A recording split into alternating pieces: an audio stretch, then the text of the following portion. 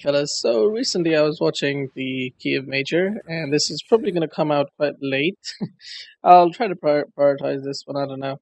But one of the games that I really found interesting, or rather one hero play, was Sumail on QOP. This I was going to watch it on my own, but I thought might as well just record and talk a little bit about it.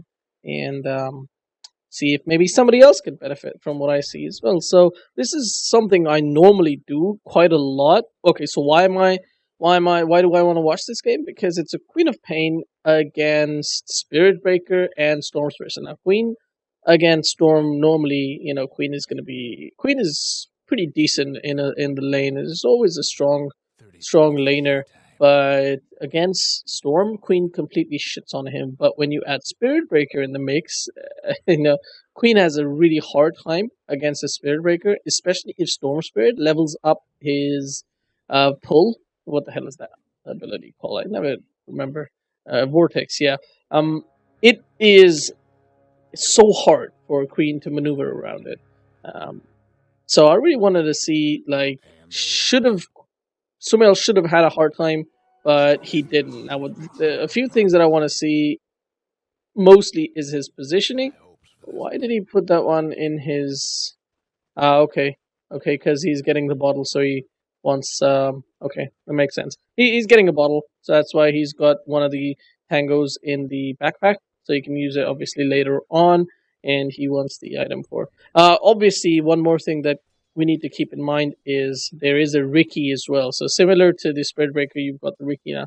The last thing on these players always really, really amazes me. Like, how are you so good, dude? I- it's not even practice. It's just like I think a lot has to do with the fact that if you CSL, if you play with the same level of players all the time, you expect certain things, right? When you go into the lower MMR brackets, it's like even Sumail would have a much harder time lasting in the lower brackets. Okay, he just missed 3 CS right there, which would have been quite easy, but he did get 2 right clicks on the Storm Spirit. There we go. He's gonna run. Obviously, not gonna right click that guy. I would have thrown out a dagger on the guy just for the slow, but he doesn't. I don't know. Maybe he wants to save his mana just purely for harassing the storm. I guess he doesn't want to concern himself with the spirit breaker too much.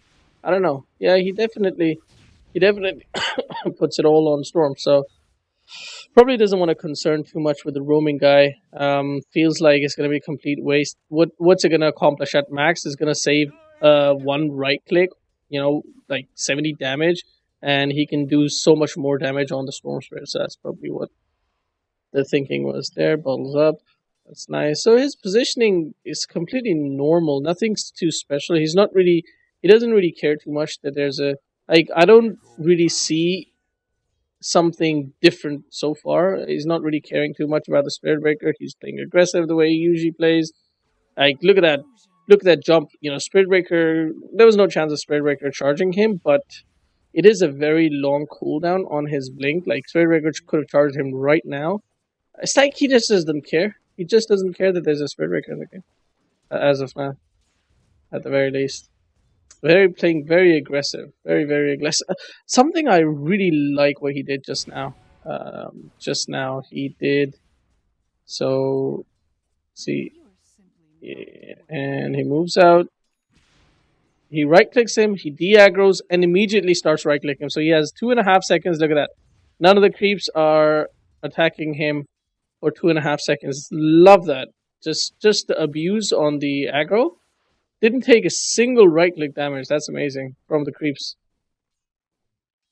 So yeah, it's just like the awareness this guy has on the on the lane mechanics. You don't get to 9K without some amazing things. All right, just last setting normally. So the next thing I want to see is when his rotations come in. Like normally in our games, you're gonna see the queen is gonna build her treads before she rotates, or whatever her first item is gonna be. But I have a feeling like okay, so this is very interesting. Doesn't go for the bottle rush, goes for the stick charges. Uh, why? Because the storm is going to use a lot of spells, but that's not going to be happening because the storm, you're not going to let him come close enough to use his remnant. So what? Why waste your gold on the stick? Is this a mistake or? See, this is the other thing. Like these guys do make mistakes, but it's hard to know. Oh, look at that! It's hard to know when they're making a mistake and when they're just doing something really amazing. Like you had a circlet as well. A circlet is one of the worst items in the game. Why would you not use that circlet to upgrade your magic wand? Why would you actually buy another circlet, delay your bottle even more? Yeah, this is a little bit of a misplay from Sumail. But that is the 17%. If that 17% hadn't been there, if he didn't get bashed, definitely Spirit Breaker dies. 130 more HP left, one more tower right click, one more QOP right click, that guy's dead. So Sumail was taking chances there, and that wasn't like a low chance, it was like, what, 83% chance? It just didn't work out. Okay, here we go. Here's the first rotation, but it's not really a rotation. He was dead. He comes back alive. He sees an easy free kill, and he goes for it. So nothing really amazing there. It's just an opportunity. It's all it was looking at the map while you're dead. That's all it was. So highly urge you guys to look at the map while you're dead. Not that he doesn't just look at the map. He's obviously looking at the map. He doesn't actually have to. These guys don't actually have to look at the map when they're alive or dead because their teammates are communicating so well that you can actually divert your attention to other things.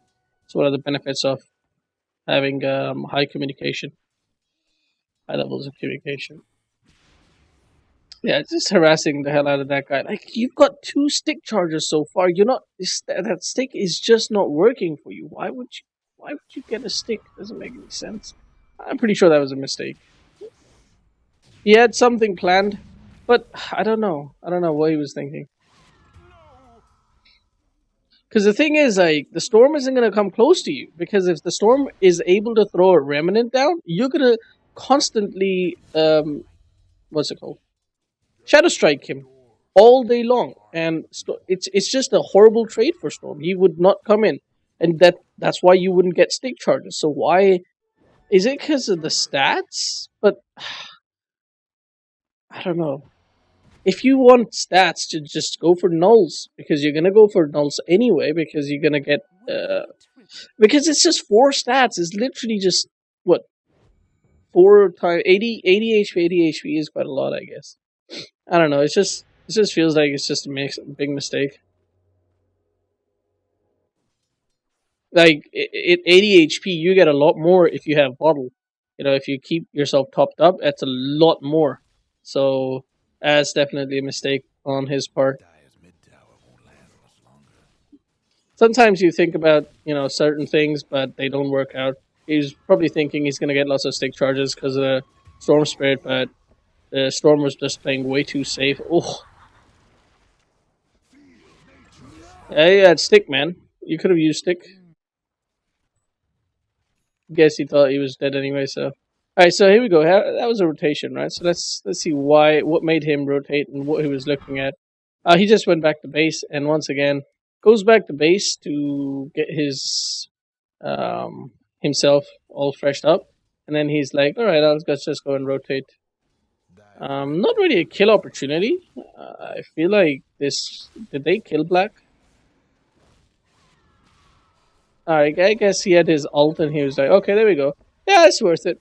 It's just sad that the Spectre died. If Spectre hadn't died, this would have been worth it, but definitely didn't end up being worth it. He had ult, and he rotated. So it was level 6. You got level 6, and you see an opportunity. You don't see an opportunity. You make an opportunity. That was not an opportunity there. He made that opportunity. So rotated at level 6, essentially. That's what it was. That's something I always tell my students, you guys, to do all the time. Like, you've got a hero who has like a Lina or someone like that who has a kill potential at level 6, utilize that because at 6-7 minutes in, when you get your level 6, it's a huge power spike, and you should use that. It's just unfortunate that it didn't end up being as useful for these guys. CS wise, he is really fun. It's actually quite surprising. The hero I should be watching was Stormspray in this game, not QOP.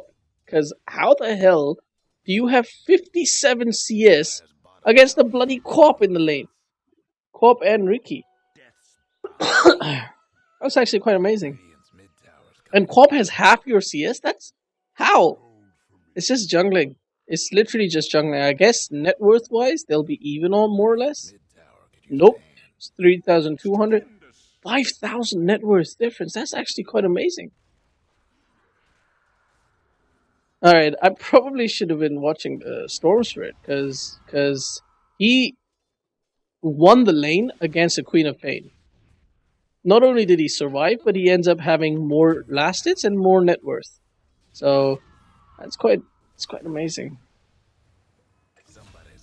I guess the other thing is that Sumail is a ganking hero, and the the Storm Spirit, he just wants to farm.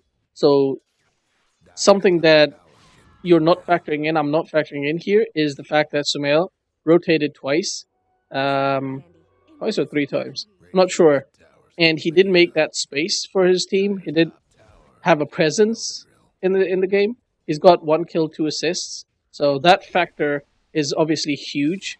You sacrifice a little bit of your farm for ensuring that your Spectre is going to have a little bit more space, has a little bit better game. And there you go, another rotation. Like, what made him rotate this particular time? Why did he rotate this time around?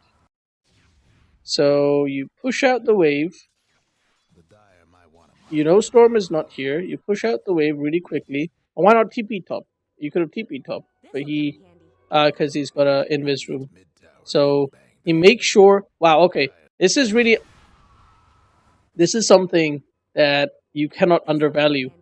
He pops his invis over here, right? And he knows more or less where the Radiant ward is, observer ward. And he pops his invis just outside. How does he know it's here? He probably knows it's here, right? He has to know it's there because he pops it right at the edge. So he knows that they don't see it. That's also why he doesn't TP, because this is a surprise factor. The enemy team doesn't see him coming, doesn't know he's coming. That's amazing. I mean, it's not a big deal. It is a big deal, but you can also do that. Just make sure that you're behind your tower or trees or something like that. Well, to be honest, most of us, we're not going to have. The enemy team isn't going to have wards, so it doesn't really matter. There we go. Boom. Beautiful rotation. Had the invis rune and rotated because of that. So it's like every opportunity that you get, you're dead. You go back to base. You look around the map. You see an opportunity. You TP in for that. Get a kill. Rotate it in. Made space. You know, you've got your ult. You rotate. You get a kill. You've got a invis rune. You rotate. You get a kill. Like that's just amazing. It's just the opportunities that he's, utilizing. This is the difference between lower level players and higher level players. It's not even that like lower level players don't recognize the opportunities. They definitely do. We all, recognize opportunities, but we just don't take it sometimes. And that's just sad. I know for a fact that this is true for myself. Like, I'm just like, okay, I can do this. This is that opportunity, but I'll just get a few more last hits. And that's really bad. Like, right here, you can see that, oh my god, look at that. Net worth is even now, despite the fact that Storm has got a lot more last hits. It's almost twice. It's almost twice as many last hits, but the net worth is even. And that's just because it's not even the fact that the net worth is even, it's also the fact that because QOP has rotated so many times, she's just had a presence in all the lanes. She's created so much space, and that means Spectre has had an easier game. If QOP had been, playing like we normally do, just farming, definitely the Spectre would have been much lower net worth. Spectre would have died a couple of times. Spectre would have had a much harder game. That's the reason why you pick QOP as well. That's the reasoning there. So he's basically doing exactly what his hero is meant to be doing. Not farming as much, but just creating a lot of space. And because he's creating that space so well, um, he's almost the same net worth as the solo just farming Storm Spirit, who's been farming really, really well, by the way. And this is pretty much where the team lost. The enemy team lost. This is where they lost it. All right. So after why did he come bot? He farmed the mid lane, and then he went for the rune. He saw the farm bot. He goes for the farm. He goes for the farm, and he sees shit happening in mid. And now he wants to rotate towards mid. He bottles up, goes mid, and boom, dead. Like dropping a rock on Crystal Maiden, that was just sad. It's like, what are you guys thinking? Oh god. Oh, that ult. Just beautiful. Yeah, this is like prime example of when you're committed, when you're committed, you're committed. This guy, Black, this guy, he's committed. He's committed now. There's no going back. It doesn't matter if there's a shrine, if there's 20 million people there. You're committed, dude. You gotta go win now. That's just bad. Even pros do that, so you can't be sad about it yourself. I actually want to watch the other side of the coin. I want to watch Storm Spirit in this game. His farming rotation is just impeccable. Who is this Jabz? Yeah, it starts off with a little bit extra regen. I really like that fact that he's got. The only thing is that it would have been nice to have see if he had never mind, he wouldn't have been able to. I was thinking Ironwood branch, but there's no way you can have an Ironwood branch and have bought this Tango. Maybe he could have bought. It's fine. It's really honestly, it's fine. Sentry on his own high ground because he knows that he's mostly going to be staying on his own high ground. There's no point being on the enemy high ground. He's never going to be on the enemy high ground. He just wants to control his own high ground. Aggroing there, failed aggro. But obviously that's a failed aggro because the enemy does not have vision. This is, by the way, I haven't gotten to this part in my mid lane guide, but this is really fantastic because it's not just that he aggroed, but also if he aggros like this, because obviously he's a high level mid player, he understands that the range creep gives vision. Now I want to pause right here because he aggroes right here. Now there's a couple of things. If he was standing right here, because the range creep, right? The range creep gives about this much vision, right? So if he's standing somewhere close to the range creep and right clicks the QOP, he definitely aggroes these guys. But he on purpose was standing away from the range creep and right click this guy. What this does is, if the creeps aggro, that means 100% this guy knows that the enemy team has vision, some observer ward somewhere giving vision on the high ground. Which now he knows guaranteed because when he aggroed the creeps didn't come, he knows for a fact that the enemy team, the Queen of Pain, does not have high ground vision. So it's a little bit of, it's just knowledge. I mean, obviously you've got a ward up here, but they could have had a high ground ward on that side as well. Just getting bullied out of the lane. He doesn't care. He knows the whole creep wave is arriving soon. He doesn't care about that. He just wants to farm. He wants to utilize this space that Spirit Breaker is making. Like in our games, Spirit Breaker would be screaming at the mid laner like, "Oi, why are I'm charging in? Why? What the hell are you doing? Why don't you go and hit this guy, etc., etc." As idiots, honestly, people. All right, beautiful, beautiful. Got lots of last hits. Wow, he's got more last hits than a QOP now. That's amazing.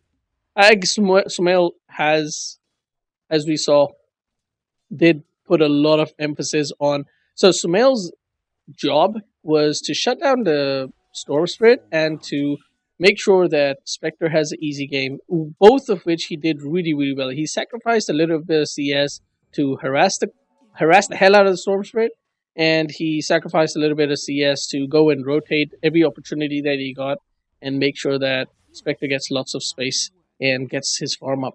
It's really, really good. And this is where what I'm always talking about, like, make sure you understand what your purpose is in the game. Are you supposed to be farming? Are you supposed to be getting fat? Or are you supposed to be making space? And Sumail obviously understands his purpose really, really well, and he just executes it amazingly. Like, obviously, he could have been farming really, really amazingly. He could have been taking all those last sets, but what that means is that Storm doesn't get harassed as much and doesn't fall as far behind as he did. Like Sumail, Storm Spirit would have had a much better game if Queen of Pain had just been farming. All right, here we go. Stacks the camp, and then just goes on to the farm. I feel like this is a little bit of a mistake. Like, if you're gonna farm like that, just put 2 points in Remnant. You get a lot more. Cause look at that, 20 extra damage from the Overload and 40 damage from the Static Remnant. And the only time you're using Overload is when you're using Static Remnant. So I feel like putting the 2 points in Static Remnant first would have been better. So definitely a mistake on Storm's part. Like, when you know you're gonna farm, that's what you should do.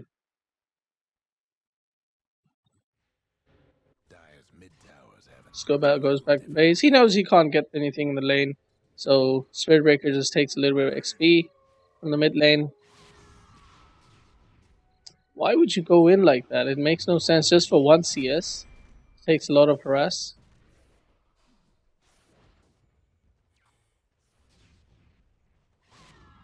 Yeah, this Storm Spirit is so mana heavy. Like, he just... Oh my god. Why are you using so much mana, dude? Relax. He could have done that whole thing with 200 less mana. Honestly, that's 2 more remnants. He spent 2 remnants for no reason at all. I mean, sometimes I understand what he's trying to do. He's trying to do that fast, but there's no reason to do it fast. You just zone the QOP out of the lane, and what are you gonna do? You're not gonna. Okay, I guess he wouldn't have been able to make this pull if he hadn't done that.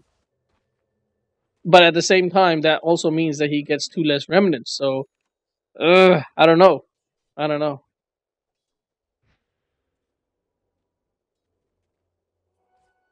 Maybe somebody else could have stacked for him.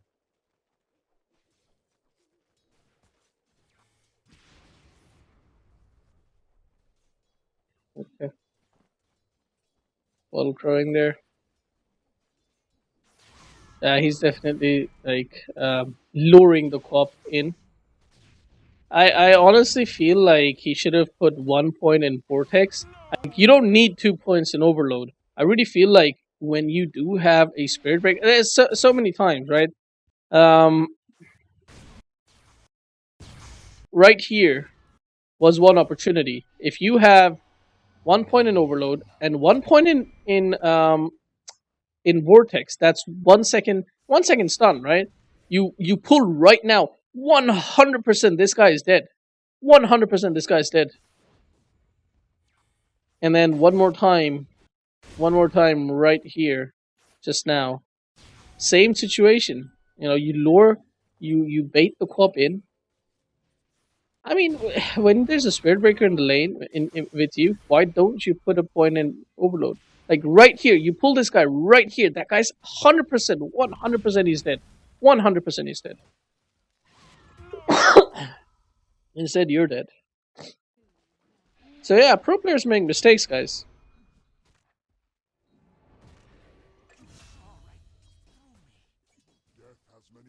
Like, 1 more point in Overload is really not doing that much for you. Honestly, you're not going to go for kills anytime soon. That is not going to happen. You're not utilized. Normally, you want to put extra points on Overload because it is so strong in lane. Every time you use Remnant, you throw it on the enemy, and it just damages the shit out of them. I know that. I play a lot of Storm.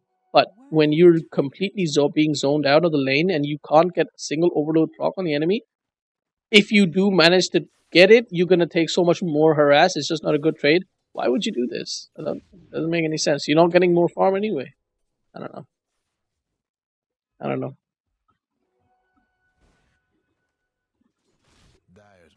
But yeah, his focus on farm is really, really good. Goes back to pushes the lane as quickly as possible. Goes and oh my god! At this point, you're so mad at the at your what's his name, Furion. Why would you do that? That was my stacks, you piece of shit. Alright, 7 minutes in, he's got double the CS as QOP.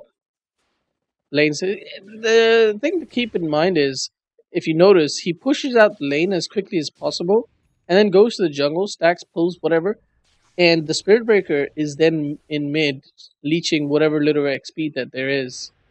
So good. I could have put this in your backpack, dude. There's literally 60 extra mana.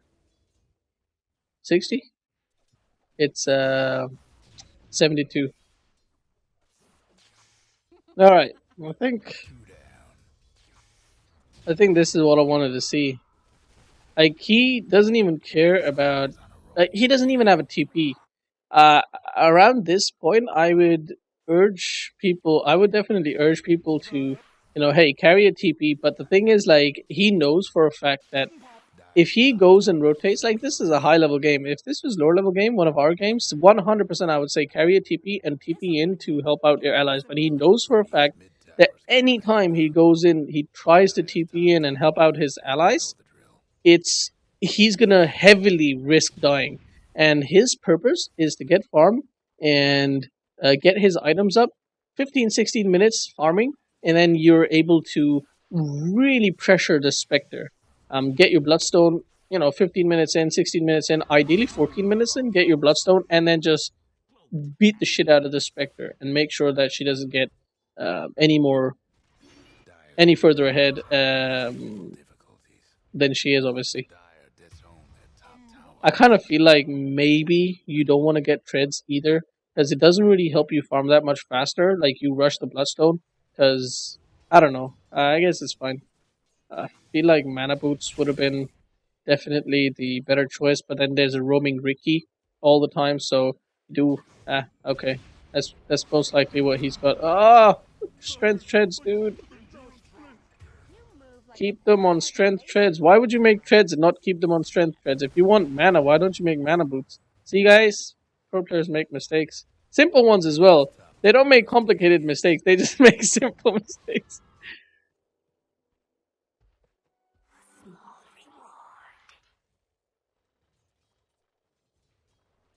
Yeah, I definitely feel like if you wanted mana, like, the only reason why you would, maybe he had them on strength and he messed up on the toggle. He was toggling for some reason. Why was he toggling? Right? Okay. So he toggled them to, no, he had them on strength. He had them on strength. Oh, that's what happened. He had them on strength and he was trying to be a pro player, highly efficient. He wanted to drop a remnant. He toggled to in, and then he just forgot to put it back on strength. Hey, dude, just keep it on strength. Just keep it on strength. Don't try to be a. I guess he is a pro player. If I was giving myself this advice, I would just say, just keep it on strength. Don't try to be pro. Just keep it on strength. So yeah, it's just it's sad. It's sad. You're a pro player, but you have to do this. So I guess nothing to be said. Right now, he's probably beating himself about having it on int. Like, you actually don't get too much benefit out of it, especially when you're not it. Whatever.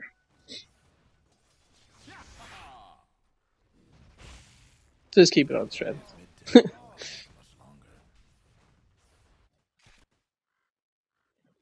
that courier at 1 HP.